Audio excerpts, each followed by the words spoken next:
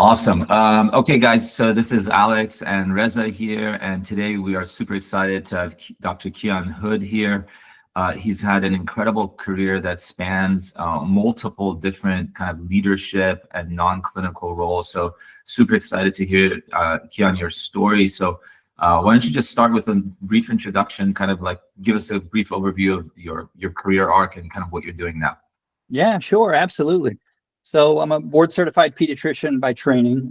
Have been an attending physician for now over 20 years. Started out my initial career work in emergency medicine and primary care. I was a emergency medicine physician at Pediatric Emergency Room in New Jersey. And first year out of residency, also did hospitalist work there.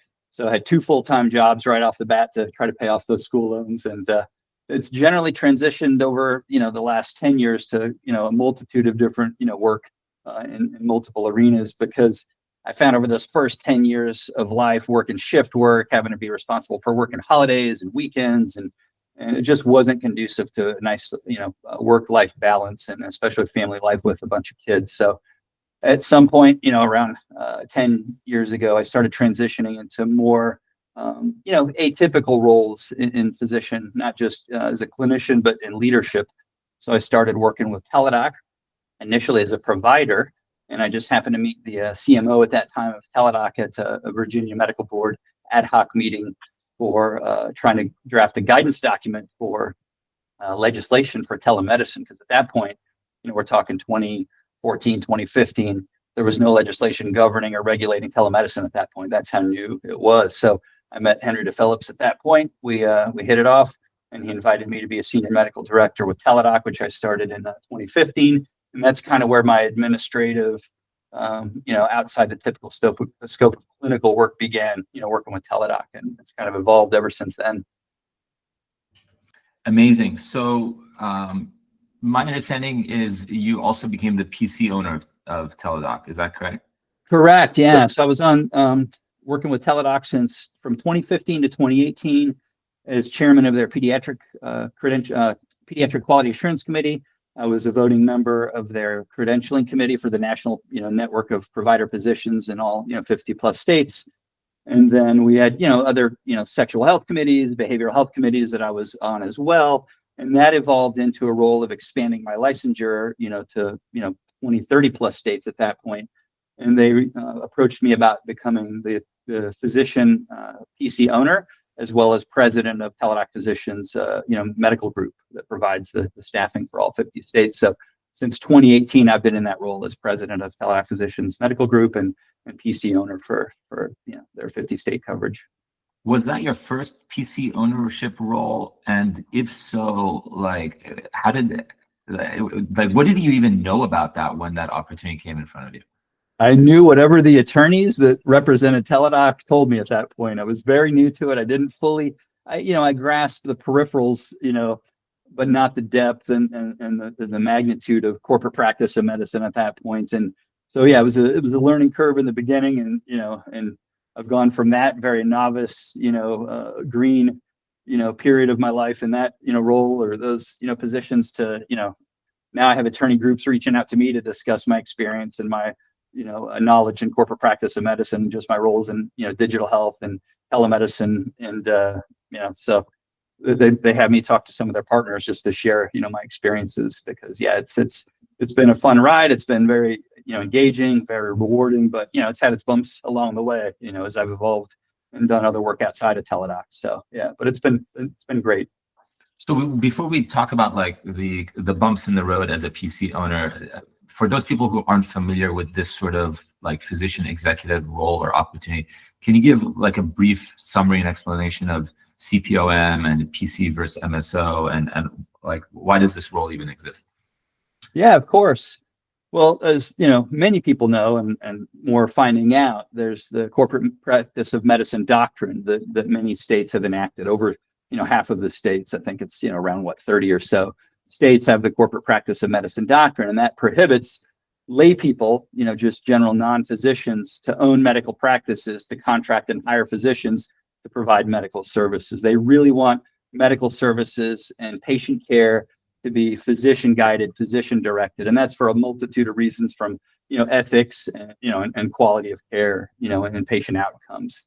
Because, once you start stepping outside of physicians running things and you got business people and corporations running things, you have this kind of, you lose the balance of quality of care, and it gets more shifted toward corporate profits and, what the business model is versus what the practice patient care model is. So, when you have the services run by physicians, you have a better balance there, and the focus and the primary concern and approach is patient care first and quality outcomes first, profit second. So that's kind of the reason this was established, I believe, the corporate practice of medicine structure. But you still have digital health companies, quality leaders that have innovative ideas that can, vastly improve patient outcomes and help, populations in a multitude of ways that physicians don't think of. So you have, these digital health companies offering new services, but they, and they're great for, potential patients, but they need physician owners to run the medical practice. So, when these two merge, you have the MSOPC structure. So you have the management services organization that's, basically, the company that the digital health or management company will own and run, and they partner or they contract with the PC, the professional corporation that's owned by the physicians. And you have the agreements, obviously, between these two entities, the management services agreements, the indemnification, all the security agreements, whatnot, everything you need for the corporate practice of medicine, regulations to be, compliant with those. And then you set up, operations where physicians can manage anything patient clinical related goes through the PC, anything operations wise, marketing, infrastructure, HR, anything directly clinical related is all managed, through the MSO or the management company. But they run the PC from a management side. But anything clinical obviously goes through clinical leadership that's representing that company or that professional corporation, and obviously the PC owner in conjunction with them. So that's the general structure that that I've been familiar with and experienced. So, Kyon, let's dig a little deeper for our listeners. So, help me understand what you think a new digital health company that's got 3 people just getting started needs, and then what does like a billion-dollar company that's like very mature, doing lots and lots of activity, what do they need from their friendly PC owner? Yeah, no, it's a great question. I mean, first of all, you have to establish, is this a non-covered entity or is this a covered entity? Meaning are these startups that are providing, fee for service, clinical offerings, or patient care offerings, or are they a covered entity that's going to be billing out private insurance and Medicare? Because the scope of the federal and state requirements, vary deeply or significantly as far as the, compliance requirements. So if it's a digital health startup, the first thing, they should do is speak to a good corporate practice of medicine legal counsel, to get everything that they need to know to protect their interests, to protect them, to protect the company and the eventual physician hires that, or contractors that they collaborate or partner with, and protecting obviously patient, care and outcomes. So if you're a startup digital company, you're going to be potentially VC backed or bootstrapped, but you're going to start at a smaller scale.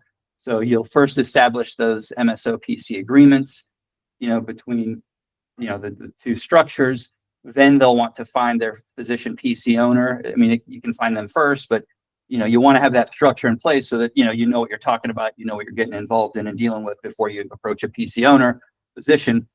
Then you make, then you introduce, make sure that's a good fit. And then you start, the implementation, the business formation, the professional corporation formation in the domestic state, and then subsequent domestic or foreign qualification state, depending on the number of states that, are going to be in operation. If you're a covered entity, then it goes beyond that as far as compliance. Then you have to have a whole corporate, healthcare compliance that's dictated by the Department of Health and Human Services and Office of Inspector General and all those corporate, compliance program requirements. So. Yeah, I want to comment on 2 things from what you said, Kyon. One is the company needs competent CPOM counsel. And my experience is that corporate practice of medicine is a very, very specific niche. And most one, most physicians have never even heard of this, right? Know nothing about it. But even a lot of healthcare attorneys don't really have deep expertise in this. So the first question I ask when I'm talking to companies that are looking for a PC owner, the first question I ask is, who is your healthcare attorney for this? And if they say, oh, I'm using this this guy who we use for our business transactions, I know these folks have no idea how complicated this really is, and this is going to be a mess, you know? So I think there's a handful of physicians, more than a handful, but there's a number of physicians who handle hundreds of these transactions, and they know the space really well. And all of these attorneys know the space really, really well, right? Meaning they know each other really well. So it's kind of it's a very tight-knit community, actually. Yeah, you'd be surprised. You'd think, you know, multiple firms across the country, all 50 states, but it's a very tight-knit community for sure. Yeah. And then number two, I want to kind of distinguish between PC owner and the chief medical officer for a digital health startup, for example, right?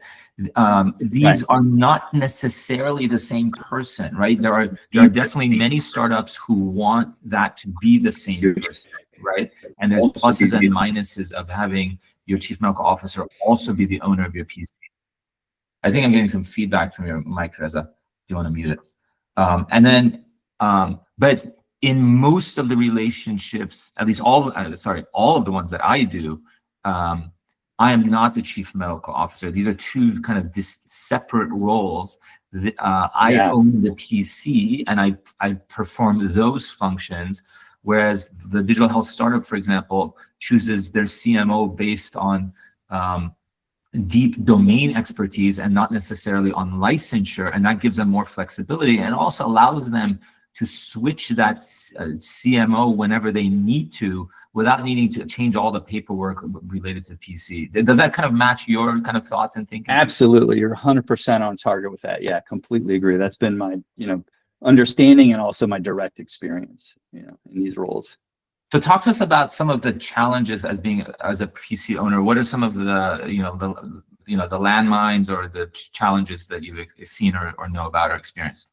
Yeah, no, that's a great question. So, I mean, there's been instances where I've found companies that, you know, need a PC owner that are looking for, you know, that high level kind of quality oversight, but without being responsible for the direct patient care or physician supervision of advanced practitioners potentially that are providing that direct patient care, which is typically the role of, you know, like you said, the chief medical officer. You know, they're day to day, they're overseeing, you know, patients, you know, patient treatment protocols directly. If there's an adverse, event or, something occurs that requires urgent clinical, high level involvement, that's the chief medical officer or medical director, role for those companies. The PC owner, like you said, is really responsible for being familiar with all that and meeting monthly to give them guidance in those instances, overseeing the protocols, the policies and procedures, any potential clinical practice guidelines. You want your finger on the pulse, you want to be involved monthly, but not on a day-to-day direct clinical role. So that's kind of, like you said, Alex, kind of the line drawn between chief medical officer, medical director versus just the PC owner that's there for more corporate structure, compliance, and quality oversight. In my opinion, that's are the main roles. Where I've run into issues with this role or this structure has been when I've worked with third-party companies that pair or provide compliance and expansion services for healthcare, digital healthcare companies, and they pair them with the medical director, and I don't have that direct involvement or discussions with the company from the beginning. I kind of come in later on as I'm introduced to them after they have a services agreement between them. And then I find out I didn't really know everything I needed to know. I get in as PC owner and I find they don't really have the clinical leadership in place. They don't have that structure in place. They don't have the policies and the guidelines in place. And, there's a lot of disengagement. Some of these corporations might already be operating in existence and not startups. And they might just have been operating, not knowing about corporate practice of medicine, as you said, as many people don't. And so they weren't compliant. They weren't actually operating legally, providing medical services without the correct CPOM structures. They realized, oh man, we better get our act together, better hire a physician now. to do this the right way. And you kind of step into that role, and then you find, they're already used to their workflows. They don't really want to, have someone get in the way, and they don't engage with you and interact with you as the PC owner as they should, for compliance, purposes. So, that's kind of the issues that I've had, and those can run into board, issues and compliance issues and directly affect your medical license. So it's super important to know what you're getting into, to make sure that you have established expectations between the MSO, the PC, the clinical leadership that's already established with you coming in, and make sure that they're willing to work with you, have you involved, and most importantly, listen and value your input, and be willing to change form or pivot if they need to do the right thing and be compliant. Yeah, I've had a number of these like late night panic phone calls from like a pharmacist or an NP or somebody who started some digital health thing, dishing out certain medications, and they suddenly realize they're not compliant with CPOM, and they have to, like, can we get this set up by tomorrow? I'm like, no, like this takes time to get set up. All right, let's change gears a little bit, Kyon. Listen, I know you've done some work in utilization management. Tell us about that. Like, how did you get the opportunity? What is utilization management? And what would you tell folks who are interested in that sort of gig? Yeah, no, it's a great question. And that came around the same time I had the transition from more clinical work to more administrative work from home, type of roles, because I remarried, I started a new family, and at that point I was director of an urgent care, and I was like, I really don't want to continue, as I mentioned before, to work weekends, to work holidays, and raise little kids. I want to be present in my children's life. Early on in my career, I missed a big part of my children's life doing ER shifts and whatnot. So it was really important for that work-life balance to kind of transition away from clinical medicine. And it was around the same time I was getting involved with Teladoc, or shortly thereafter, that I started working as a utilization management medical director for Aetna Better Health in Pennsylvania, so the Medicaid health plan in Pennsylvania. And that afforded me the opportunity to do, daytime work. It was, at some points you have to have meetings, but a lot of it's asynchronous. If something urgent came up, I needed to step away for an hour to address a family issue, I could do that and then come back, to work. And so I did that for about 3 years. And I got into that because one of the other senior medical directors at Teladoc actually had already done utilization management work. And he, I was like, tell me more about this. And he shared the experience, shared, the work, kind of the expectations. You're basically reviewing inpatient, outpatient, claims, and some are approved, some are denied. And so we got in that role as far as, the utilization management work with Aetna. And it worked out really well. It was a good work-life balance for me for a while. Is that a fun job? Wasn't the most fulfilling.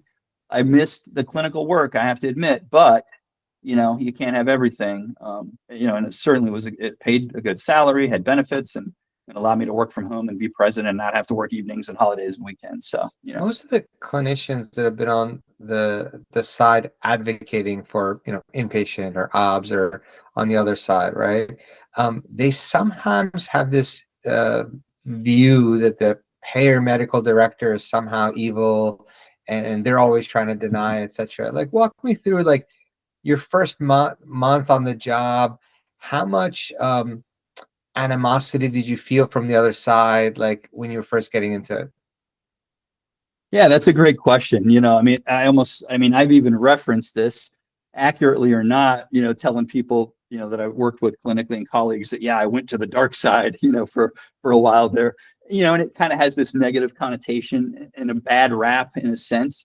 There's some validity to it, but there's a reason these structures are in place. There is a lot of waste, just like government waste and things that are, spent money on that aren't necessary, that waste taxpayer dollars. The same thing happens in medicine. There are a lot of physicians that don't follow evidence-based clinical practice guidelines, and they order tests that really often don't change a patient's, management or health outcomes.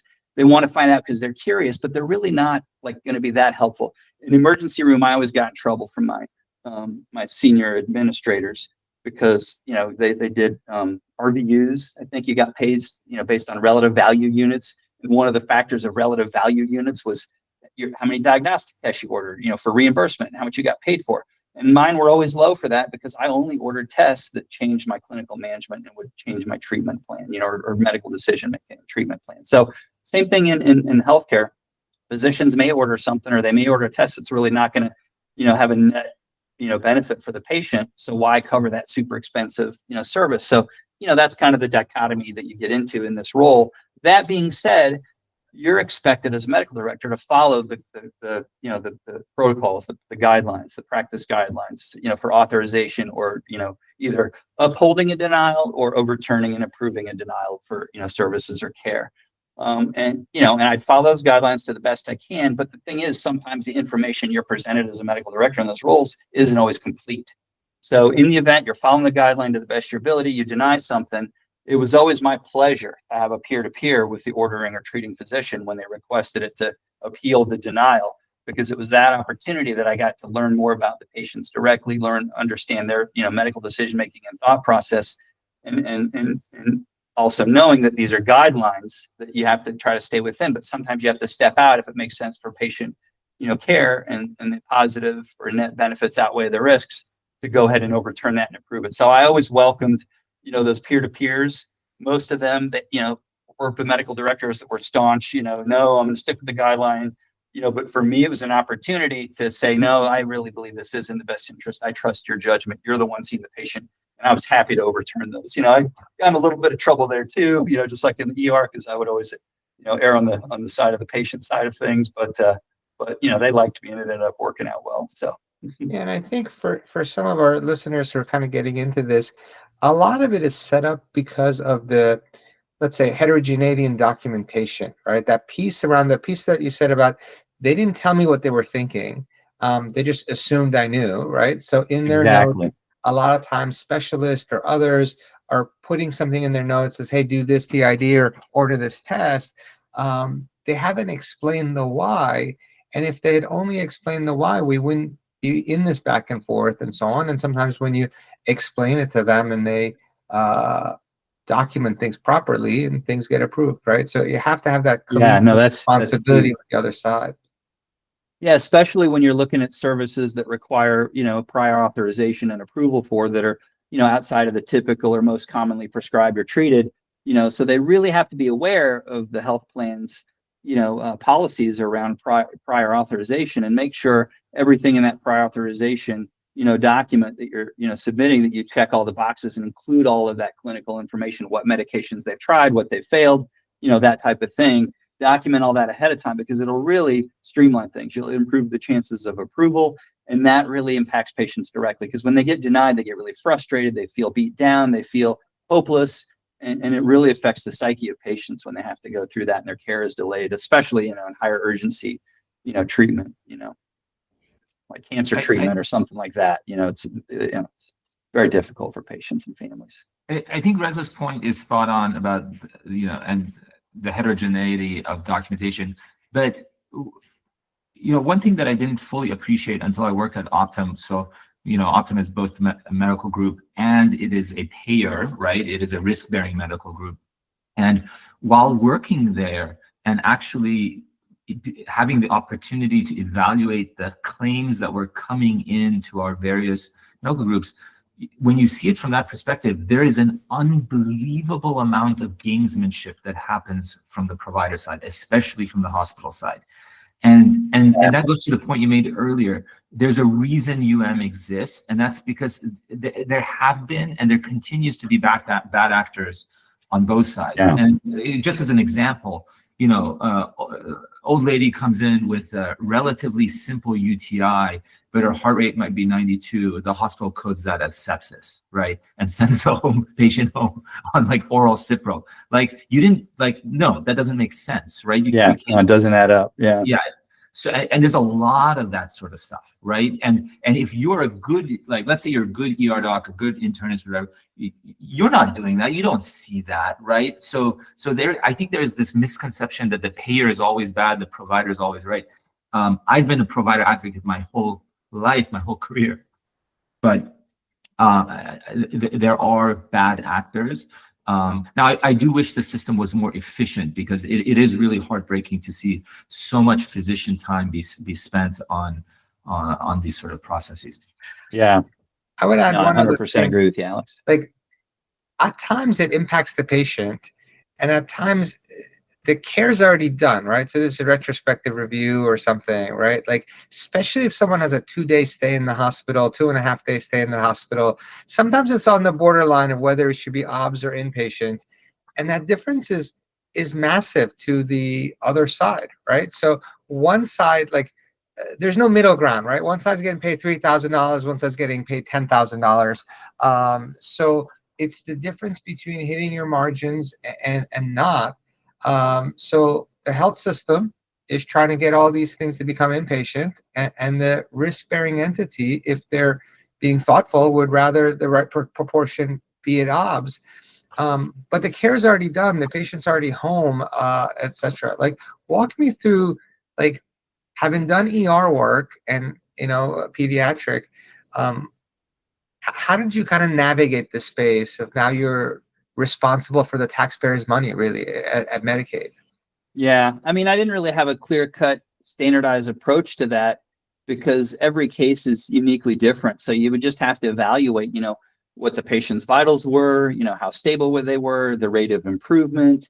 I mean, I really looked at it, case by case and just kind of made an assessment there. Obviously, trying to stay within the guidelines that are established, by in that case, Aetna and Better Health. But there were times where, they were fearful. They'd just been hospitalized 2 weeks before. You don't want to have them come back and get rehospitalized, in the next 30 days or, sooner. So you want to make sure they're, that they're comfortable, they're safe, that they're not going to have any negative outcomes if they're going home too soon. And so, it's just case by case, really. That's how I approached it. So Kyon, if you're, for our audience who might be, let's say they're doing 100% clinical right now and they're interested in, let's just say they're interested in something like a type role, what would you tell this sort of person? How would they even go about getting a role like this? I mean, for me, it was being introduced to it through a colleague. So, I mean, if you know any other physicians, that would be where I would start, get a direct referral.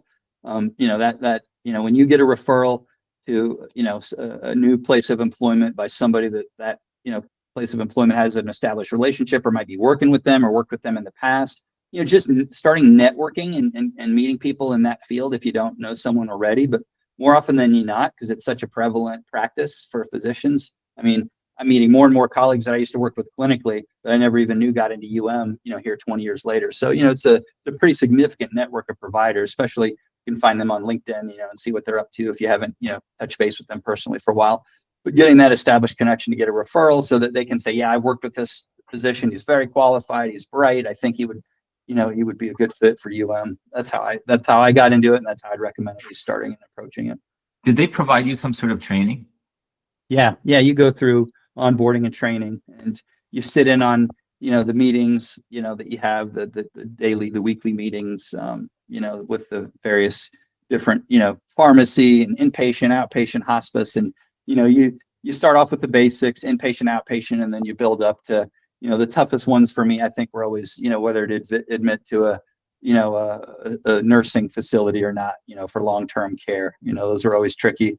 And hospice was always a little tricky for me coming from, pediatrics. Fortunately, I didn't deal with a lot of hospice work, but, you learn and you evolve, and you just, the main thing is just reading those, the guidelines that they provide.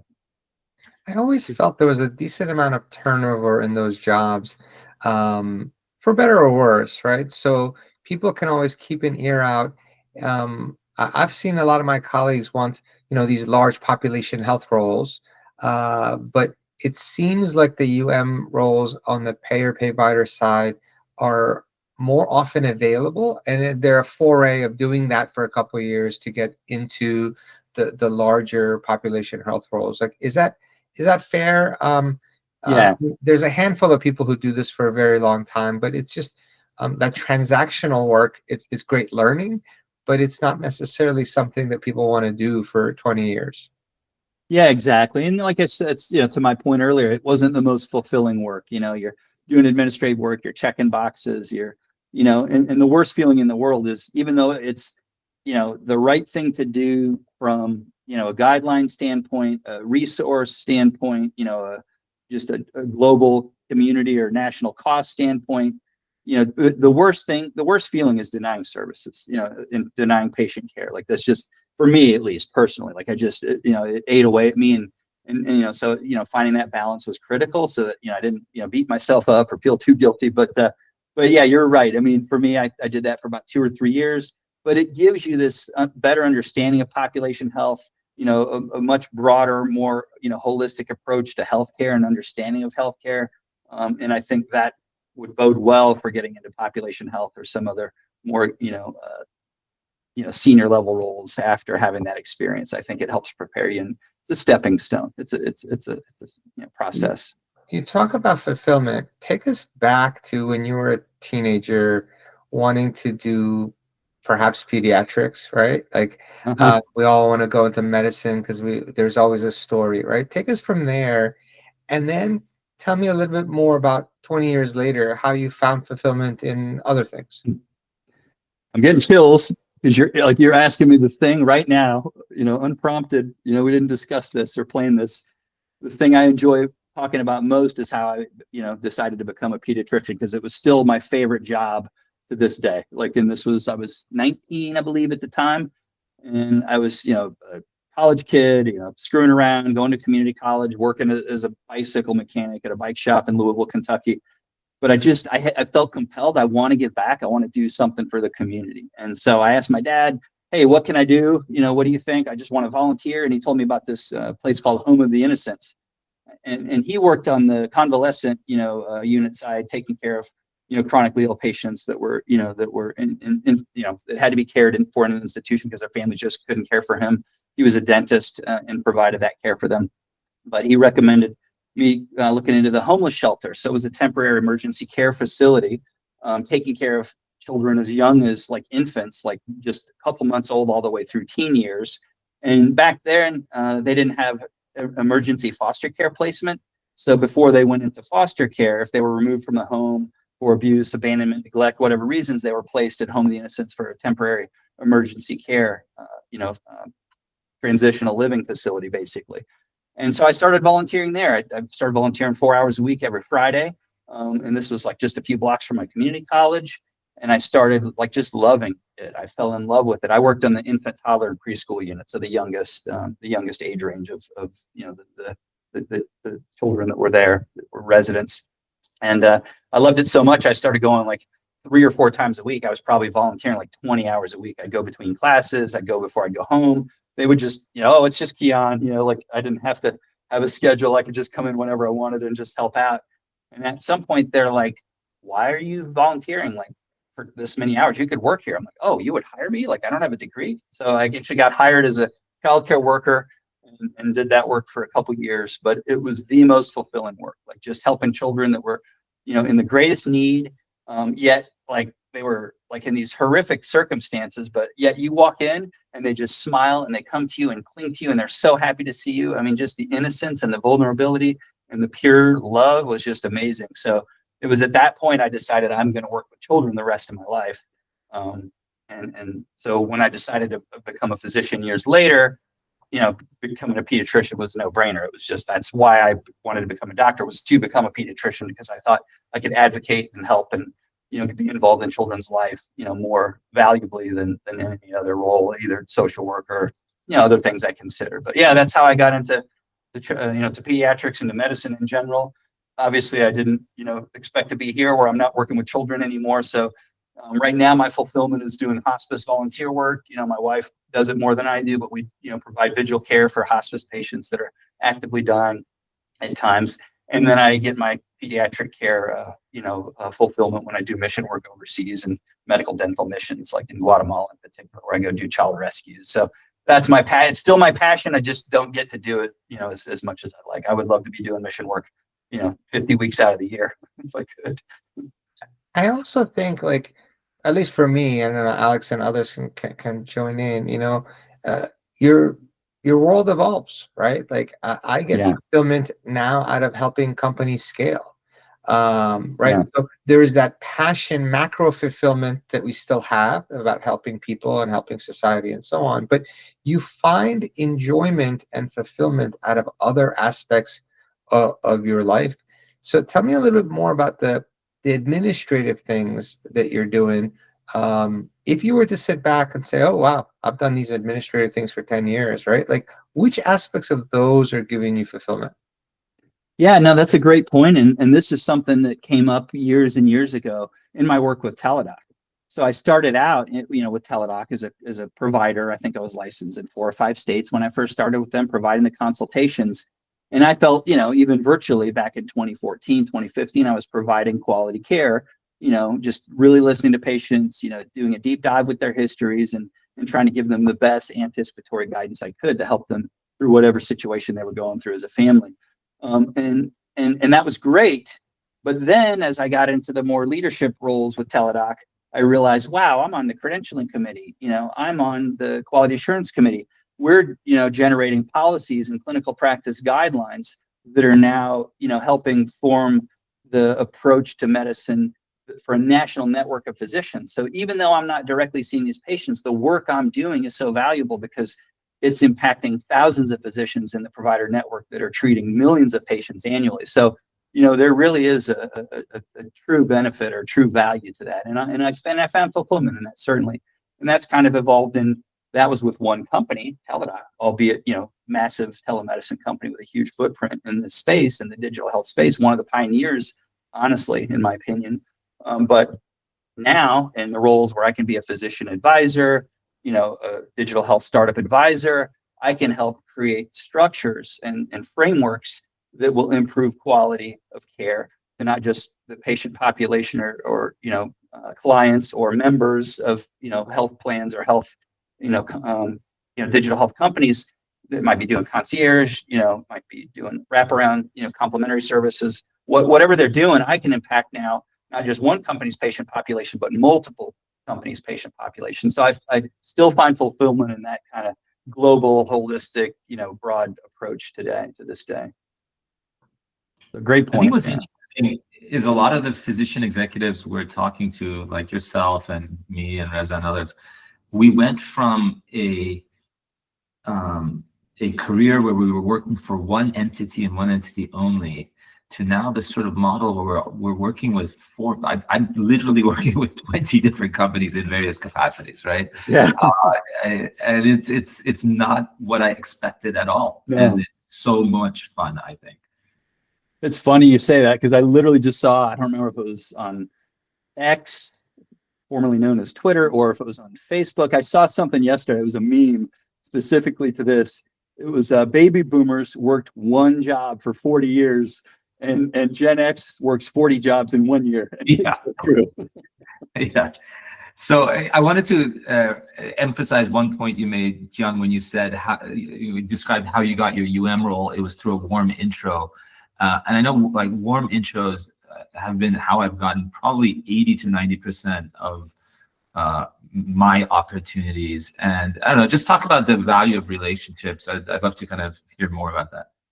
Yeah, no, absolutely. Like, I mean, you can do great work on your own and, but the problem is that, if you get siloed, you lose perspective, so it's easy in the digital health, the telemedicine, now world that we live in to just kind of be behind your desktop computer and kind of get siloed. You're not working, physicians might not be working clinically. They might not be, whether it be in a private practice setting or the ER, or even in like, utilization management where you're having team meetings every week, you're still engaging. I mean, if you're just doing telemedicine and you're just doing patient consults, you're really siloed and you don't grow, you don't, kind of open your eyes to other things, other opportunities. So the value of networking and just having a more broad community engagement on social platforms, whether it's LinkedIn or Doximity or wherever, it's extremely valuable because, you can meet one person that can completely change the whole course of your career focus, and